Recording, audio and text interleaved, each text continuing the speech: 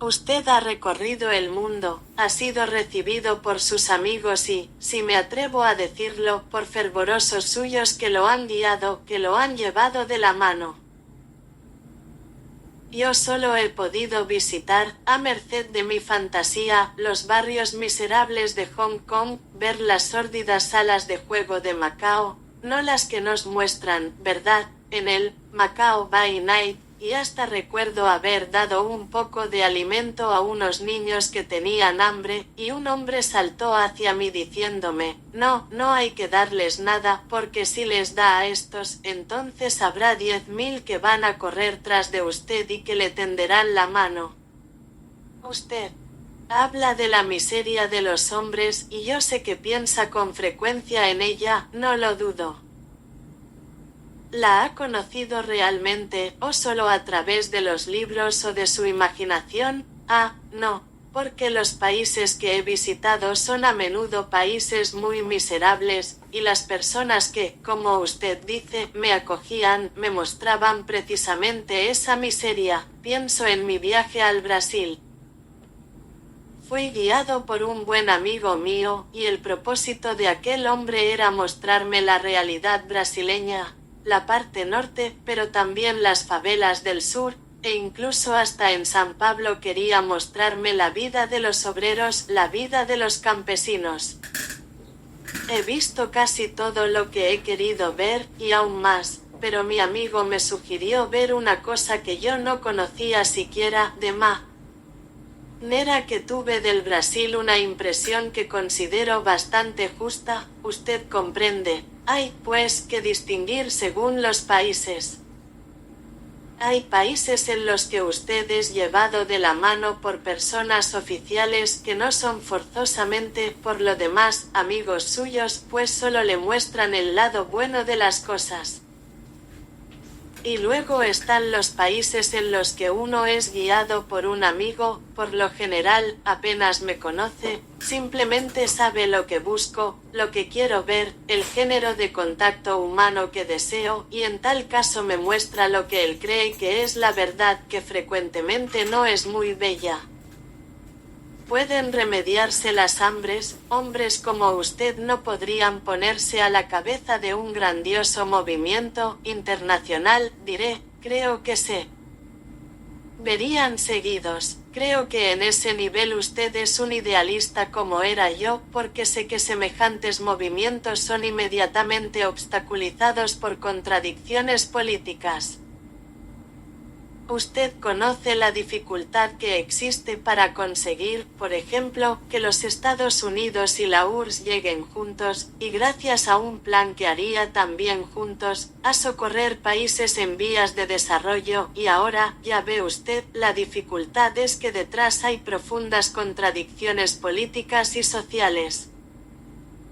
Un movimiento que naciera en tales condiciones reflejaría esas contradicciones y ciertamente se rompería. Pienso que ante todo hay que hacer una elección política y tratar de ponerse de parte de aquellos que, sean cuales fueren las reservas que se puedan hacer, procuran suprimir el hambre, pero esto nos lleva naturalmente a aceptar otras cosas, o por lo menos a tolerarlas. Sería muy complicado, no es cierto, pero no pienso que se pueda crear un movimiento apolítico que lo hiciera.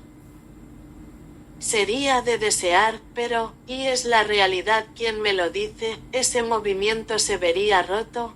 En determinado momento se habló de de extraer algún dinero de la suma destinada a armamentos. Creo que fue el general de Gaulle quien lo propuso.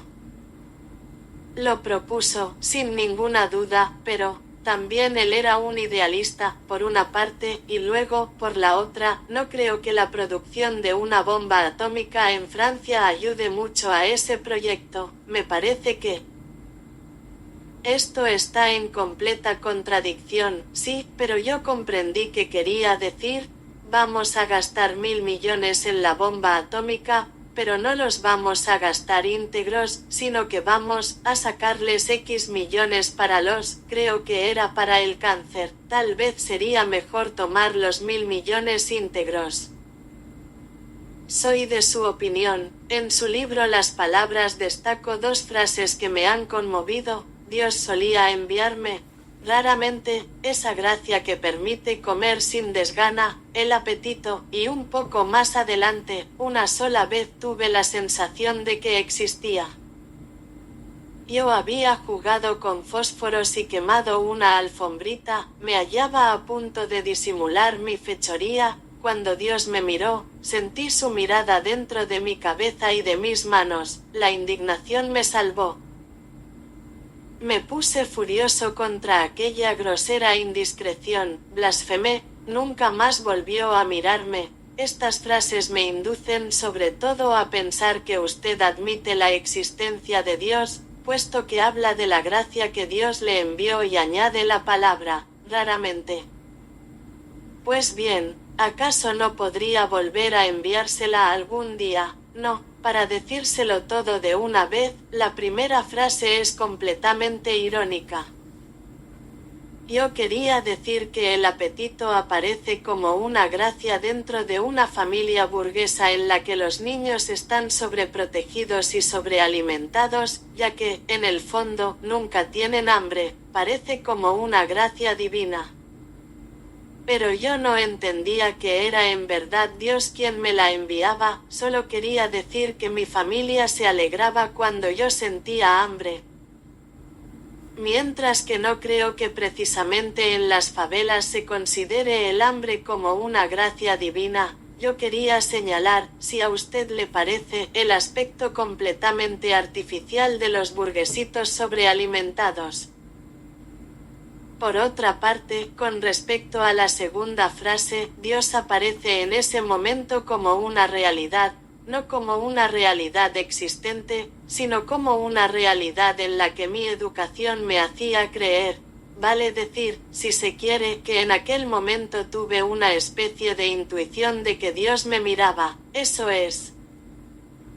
Si usted prefiere, quiere decir que entraba en juego la educación, en efecto, tuve la vaga sensación de ser visto por Dios, lo que me pareció absolutamente indiscreto de su parte, y creo haber dicho como por lo demás usted lo ha visto un poco más adelante en las mismas palabras que entonces, en aquel momento, lo perdí, Dios no apareció más en mi existencia, pero por entonces aún no me hallaba, quién sabe, completamente liberado de él. Poco después, hacia los 11 años, un buen día desapareció por completo de mi vida.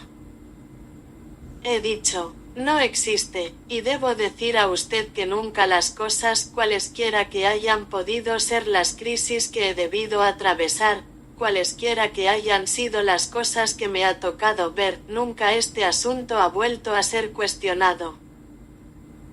En la Soborna usted condenó al teatro burgués, el que utiliza los viejos temas, el marido, la mujer, el amante, los conflictos de familia. Me parece que el teatro, en parte gracias a usted, ha elevado el debate, ha elevado el conflicto, ha encontrado otros asuntos, ha ido en otras direcciones, desde luego, pero yo, sabe usted, yo distinguía, yo hacía en aquella conferencia, que fue, creo, mal retransmitida, una distinción entre el teatro de estructura burguesa.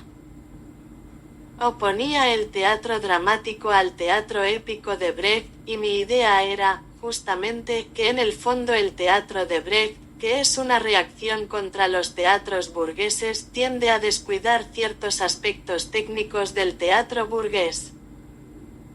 Y concluía diciendo que en el fondo hay una posibilidad de tener en cuenta las dos técnicas y de crear un arte más completo. Así pues, lo que yo abandonaba del teatro burgués es todo lo que en el siglo XIX nos aburría de tal manera que divertía a la gente. Es lo que nos fastidiaba, el teatro de Bata. El teatro de Bernstein, de eso quería hablar, pero la construcción, el deseo de hacer que los espectadores experimenten lo que sucede en la escena, cosa que Brecht rechaza, no lo abandono. Hoy ya no podríamos ver el teatro de Bataille, así como no podríamos ya leer ciertos libros que nos entusiasmaron en nuestra juventud. Lo creo. Tiempo atrás volví a leer a Bataille y verdaderamente es imposible. En el caso de Bernstein, el estilo sigue firme porque es un estilo mucho más natural. Las piezas son fantásticas, son cómicas, pero en el Bernstein de preguerra todavía hay fuerza, como en el segundo acto del Voleur, por ejemplo, de Bataille. Desgraciadamente, creo que ya no queda nada. Ese era el teatro burgués mismo, ese no es cierto. Si le parece, hablemos de Los secuestrados de Altona. Usted escribió la pieza. Los personajes son sus personajes. Fueron llevados al cine. ¿No tiene la impresión de que, por necesidades comerciales, han huido de usted como consecuencia de las modificaciones introducidas? Totalmente. Di mi visto bueno para que rodaran Los secuestrados de Altona. Pensaba que sería rodado por determinado director, con cuyas concepciones yo estaba perfectamente de acuerdo. Claro que habría cambiado, transformado muchas cosas. Quería hacer una especie de cavalcade alemana, desde 1935 hasta 1950, mostrando a la familia de von Gerlach ocupada en colaborar con las fuerzas nazis, y luego las consecuencias, sobre la base, naturalmente, de mi intriga, pero este director no pudo ponerse de acuerdo con el productor. Usted ya sabe cómo son estas cosas. Se contrató a otro, se dio otra versión, diferentes reyes se reunieron para poner manos a la obra. Yo no tomé parte alguna en todo eso y al fin vine a corroborar, evidentemente con aflicción, que el resultado era muy distinto de lo que yo había deseado.